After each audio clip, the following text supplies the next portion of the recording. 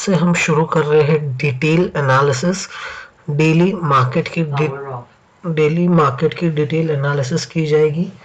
यहाँ पर हम उसमें बात नहीं करेंगे लेवल्स की, क्योंकि वो मेरे ख्याल से बताना एथिकल नहीं है, और साथ ही साथ काफ़ी न्यू ट्रेडर्स हैं, उनको लेवल्स मिलते हैं, बस वो ब्लाइंडली लेवल्स को फॉलो करते हैं, इसलिए हम लेवल्स नहीं बताएंगे, लेकिन डिटेल में आज के एनालिसिस करेंगे और कल क्या होने के चांसेस है वो हम बात करेंगे। जो भी इस वीडियो में मैं बताऊंगा वो सब मैं मेरी स्टडी शेयर कर रहा हूँ। आपका कुछ और भी अलग हो सकता है, तो वो आप आपकी खुद की स्टडी भी कर सकते हैं। एफआईआईडीआई की डेटा की सबसे पहले बात करें। एफआई ने 1800 करोड़ की बाइंग की है, डीआई ने 1283 करोड़ की सेलिंग की है। नेट अगर हम इंस्टीट्यूशनल की तरफ से बात करें तो सेलिंग आई है 200 करोड़ की नेट आपको सेलिंग देखने को मिली थी। पुट कॉल रेशियो की अगर हम बात करें तो पुट कॉल रेशियो आपको फेवरेबल देखने को मिल रहा है। अगर मैं बात करूं लास्ट एक्सपायरी की जो अभी आने वाली है मंथली एक्सपायरी की, लेकिन मैं अब आने वाली कल की एक्सपायरी की बात करूं तो पुट कॉल रेशियो काफी स्टेबल है 0.72 0.92, तो एज सच कुछ भी ओवरबॉट आपको देखने को नहीं मिल रहा। आज की अगर हम बात करें तो आज के अगर हम एनालिसिस करें तो आज आपको मार्केट में मतलब मार्केट खुला तो नॉर्मल, आपको कोई बहुत बड़ा गैप अप नहीं मिला, कोई बहुत ज्यादा गैप डाउन भी नहीं मिला। हालांकि एसजीएक्स निफ्टी जो था वो बता रहा था कि गैप डाउन होना चाहिए काफी बड़ा, लेकिन इतना बड़ा गैप डाउन नहीं मिला। खुला मार्केट नॉर्मल आपको, फिर उसके बाद थोड़ी सी डाउन ट्रेंड आपको आती हुई देखने को मिली, फिर 11 बजे के आसपास से एक अचानक से सडन बाइंग आपको होती देखने को मिली। सबसे पहले वो बाइंग आपको बैंक निफ्टी में होती हुई देखने को मिली, और फिर धीरे धीरे वो बैंक निफ्टी में भी कंटिन्यू हुई। फिर जो 11 बजे के बाद बाइंग आई है वो आपको 11:30-12 बजे तक निफ्टी ऑलमोस्ट ग्रीन को आने को था, मतलब ऑलमोस्ट निफ्टी रिकवर कर गया था पूरा पूरा, लेकिन वहां से सडन 12-12:30 के आसपास आप देख सकते हो यहाँ पे टाइमिंग दिया गया है 12:40 के आसपास एक सडन सेलिंग आती है, और सडन सेलिंग के अंदर जो निफ्टी है वो अपना सुबह का जो लो निफ्टी ने बनाया था, सुबह जो 10 बजे के आसपास निफ्टी ने लो जो बनाया था 10 बजे के आसपास, 10 बजे के 3 मिनट के आसपास, वो लो को भी निफ्टी तोड़ देता है और एक फ्रेश लो बनाता है 1:40 पर। तो जो सेलिंग आती है 12:40 से लेके 1:40 पर, वो 1 घंटे की इतनी सडन सेलिंग होती है जहां निफ्टी 15,310 से लेके सीधा 15,180 के लेवल के आसपास आ जाता है, यानी करीब करीब अगर हम माने 120-130 पॉइंट का आपको लॉस होता हुआ देखने को मिलता है उस 1 घंटे के शार्प टाइम में। और उसके बाद मार्केट वॉलेटाइल हो जाता है, एकदम से ऊपर आता है 200-220 के आसपास आता है, और पूरा 1.5-2 घंटा वो उसी रेंज के अंदर बिता देता है। 100 से 150 पॉइंट की रेंज, 50 पॉइंट की रेंज में कहूंगा, 50 पॉइंट की रेंज के अंदर हेवीली वॉलेटाइल होके क्लोज हो जाता है। ओवरऑल अगर बात करें तो ऑप्शन बायर्स को तो पैसा कमाने का मौका या तो उन्हें यहाँ पर 11 बजे के आसपास मिला होगा जहां पे एक सडन बाइंग आई, यानी मार्केट आज पूरी तरीके से वॉलेटाइल था, प्लस वॉलेटिलिटी के साथ ही वो कंसोलिडेट भी कर रहा था। मतलब अगर आप देखोगे पहले एक रेंज के अंदर मार्केट नीचे गया, नीचे जाने के बाद वहां पे वो करीब आधी घंटा कंसोलिडेट किया, फिर 11 बजे से लेकर 11:30 बजे तक एक ब्रेकआउट आया, 11:30 भी मैं नहीं कहूंगा 11:10 तक एक ब्रेकआउट आया, यानी 10 से 15 मिनट में एक शार्प बाइंग आई, फिर मार्केट 1 घंटे के लिए कंसोलिडेशन में चला गया, फिर 12:40 पे एक शार्प सेलिंग आती है, फिर मार्केट 10-15 मिनट के लिए कंसोलिडेट करता है, फिर शार्प सेलिंग आती है, उसके बाद मार्केट वापस कंसोलिडेट करता है। तो ओवरऑल मार्केट आज काफी वॉलेटाइल था, वॉलेटिलिटी के साथ ही काफी कंसोलिडेशन हो रहा था, तो ऑप्शन बायर्स को तो काफी कम मौका मिला होगा कमाने का निफ्टी के अंदर, लेकिन जो ऑप्शन सेलर्स है उन्होंने काफी अच्छा कमाया। बैंक निफ्टी तो इससे भी ज्यादा वॉलेटाइल था। बैंक निफ्टी खुलता है, नीचे की बाजू खुलता है, नीचे की बाजू खुलने के बाद एक करेक्शन आता है, करेक्शन को पूरा करता है 10:03 के आसपास, वो अपनी करेक्शन को पूरा करता है 36,788 का वो अपना आसपास का कुछ लो बनाता है, या 600 के आसपास का कुछ वो लो बनाता है। उसके बाद वापस वो ऊपर जाने की कोशिश करता है, और जो शार्प बाइंग आती है, इतनी शार्प बाइंग आती है कि 10:02 के आसपास तो बैंक निफ्टी अपने लो पे था, और वही कुछ 10:22 में, यानी 20 मिनट में बैंक निफ्टी पूरा ऑलमोस्ट रिकवर कर जाता है, और रिकवर करते से ही वो और शार्प बदले की भावना से, मतलब बोले ना फुल ताबड़तोड़ तरीके से वो 37,200 37,300 के आसपास चला जाता है। ठीक 10:02 से लेकर 11:20 तक इस 1 घंटे 20 मिनट की रेंज के अंदर बैंक निफ्टी फुल अपना लो से लेके अगर मैं हाई तक की बात करूं तो 500 पॉइंट 1 घंटे के अंदर शार्प मूव आती है, कंसोलिडेट करता है, फिर 500 पॉइंट गिर जाता है। मतलब फुल आज मार्केट आपको वॉलेटाइल होता हुआ देखने को मिला। बैंक निफ्टी की गेनर्स की बात करूं बंधन बैंक जो कि लास्ट में अच्छा मूव आपको आता हुआ देखने को मिला, PNB, IDFC first bank, SBI, PSU bank या मैं कहूँ छोटे प्राइस वाले बैंक आज काफी ऊपर थे। जबकि अगर मैं दिग्गज की बात करूं, एचडीएफसी 2.49%, इधर से आपको प्रेशर आता हुआ देखने को मिला। IndusInd bank 2.47%, Kotak bank 1.52%। Kotak bank जब भी 2000 के लेवल के आसपास आता है एक उसके अंदर डिप आती है। बंधन बैंक कल अच्छा खासा ऊपर जा रहा था, कुछ एक खास ब्रेकआउट का सीन बन रहा था, लेकिन वो भी कैंसिल हो गया क्योंकि वापस आज नीचे आ गया। खासकर एचडीएफसी बैंक ने और इंडसइंड और कोटक बैंक ने, ये तीन बैंक ने मिलकर काफी बैंक निफ्टी को दबाने की कोशिश की। सुबह से ऑलमोस्ट एचडीएफसी बैंक वीक हो रहा था, बीच में कुछ थोड़ा बहुत ऊपर आने की कोशिश की, लेकिन जैसे ही थोड़ा सा ऊपर आता था फिर से उसको नीचे गिरा दिया जाता था, तो काफी सेलिंग प्रेशर। जबकि ये एफआईआई के फेवरेट स्टॉक्स है, एचडीएफसी बैंक हो गया, कोटक बैंक हो गया, ये एफआईआई के फेवरेट स्टॉक है और उनको आज काफी गिराने की कोशिश की गई। तो मतलब थोड़ा सा ऊपर आता था धट से उसको गिरा दिया जाता था। सेम कोटक बैंक के साथ हुआ। कोटक बैंक तो मतलब चलता कम है गिरता ज्यादा है, वो हालत हो रही है। 1900 से लेकर 2000 के बीच में काफी अच्छा उसने कंसोलिडेट कर दिया है। और यही अगर हम निफ्टी की बात करें तो हीरो मोटोकॉर्प आज सुबह से ही काफी स्ट्रांग बना रहा, जब निफ्टी गिरा भी तभी भी उसने एक भी गिरावट के साइन नहीं दिए।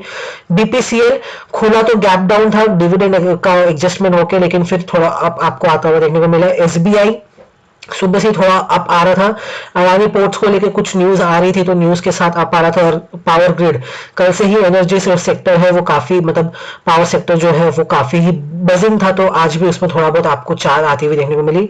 गिरावट की बात करें तो नेस्ले इंडिया, कल हमने रिजल्ट एनालिसिस किया तो हमने कहा था कि रिजल्ट उतने खास नहीं है, हालांकि ईयर ऑन ईयर ग्रोथ है लेकिन उतने खास आपको रिजल्ट आते हुए देखने को नहीं मिल रहे। नेस्ले इंडिया में 3% की गिरावट, इंट्राडे में 4-4.5% तक गिर गया था। एशियन पेंट गिर रहा है, अब एशियन पेंट गिर रहा है, इंडिको को भी इसके साथ मैच होना ही पड़ेगा। मारुति की बात करें तो मारुति भले ऑटोमोबाइल लाइमलाइट में हो, ऑटोमोबाइल चल रहा हो, फिर भी मारुति गिर रहा है, तो मारुति थोड़ा एक अलग चाल अपनी दिखा रहा है। मारुति थोड़ा मतलब 8000 के लेवल जब से उसने छुआ है, जब से वो ऊपर आने की कोशिश ही नहीं कर रहा, वो नीचे ही नीचे जा रहा है। बजाज फिनसर्व की बात करें तो वो आज डाउन था, 10,200 के आसपास जाने के बाद उसके अंदर एक करेक्शन आपको आता हुआ देखने को मिला, एक 5 डिजिट का स्टॉक हो गया है।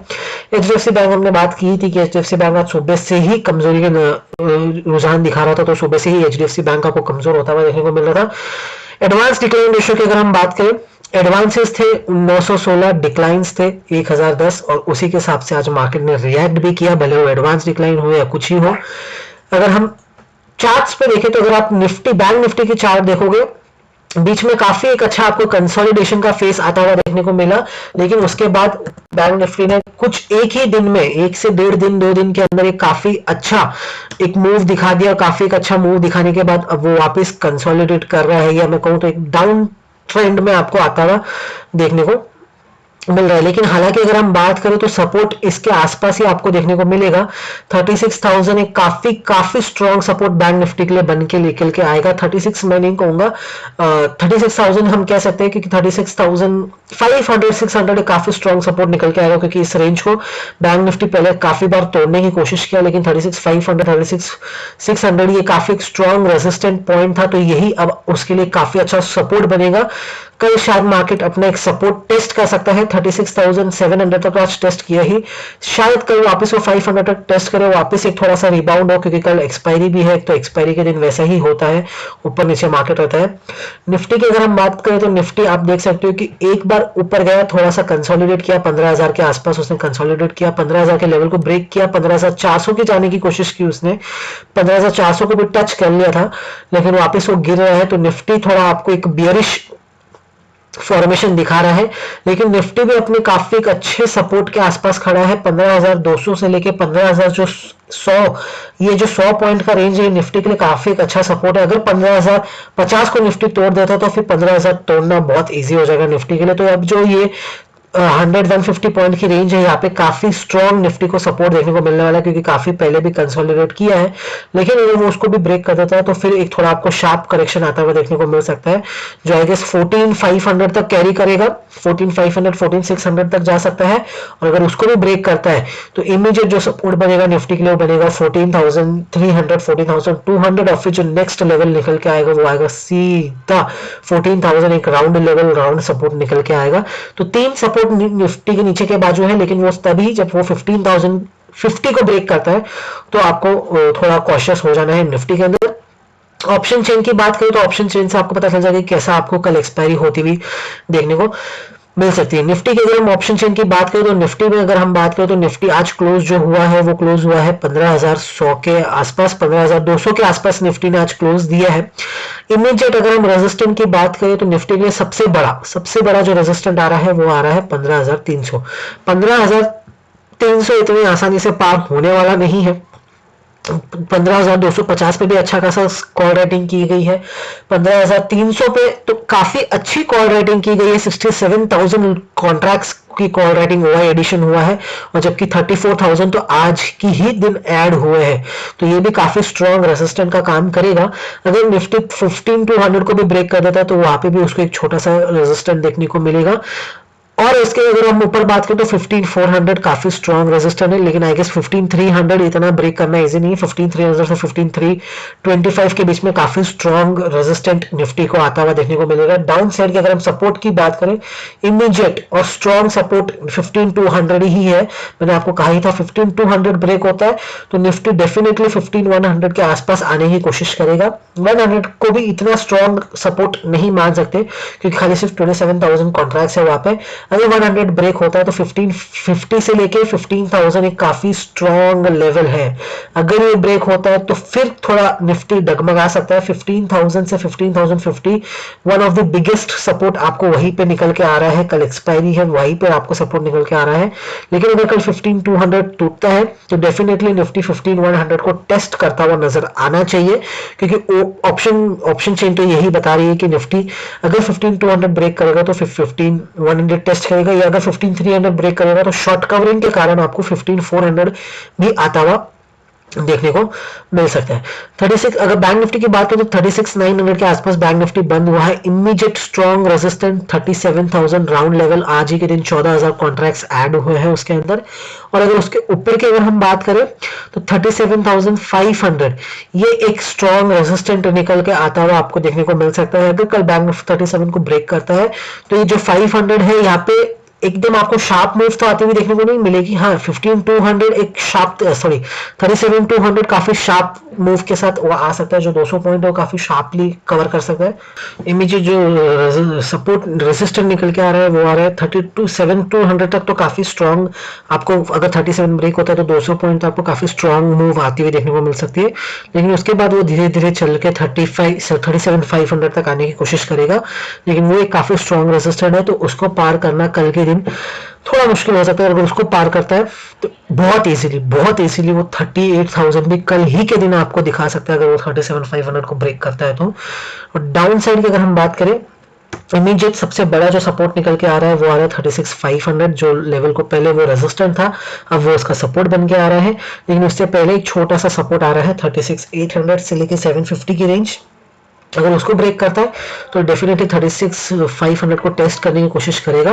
और अगर वो ब्रेक हो जाता है तो सीधा कल ही के दिन आपको 36,000 भी देखने को मिल सकता है। तो कल के दिन फायरवर्क्स हो सकते हैं बैंक निफ्टी के अंदर अगर वो अपने सपोर्ट या रेजिस्टेंट को ब्रेक करता है तो। उम्मीद करता हूँ वीडियो पसंद आएगा। वीडियो पसंद आए तो वीडियो को लाइक करना है, शेयर करना है, चैनल को सब्सक्राइब नहीं किया तो कर लीजिए। मिलेंगे नेक्स्ट वीडियो में, तब तक के लिए बाय बाय।